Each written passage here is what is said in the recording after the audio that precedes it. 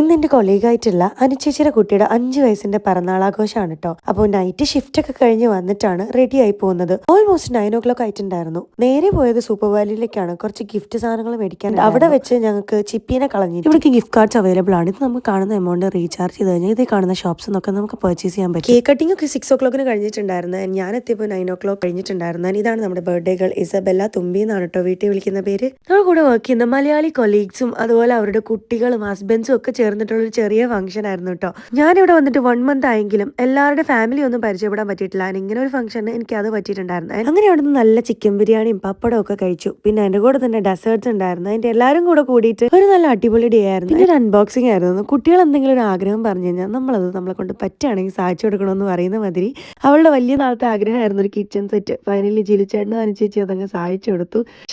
സ്വല്പം മ്യൂസിക് ആണ്.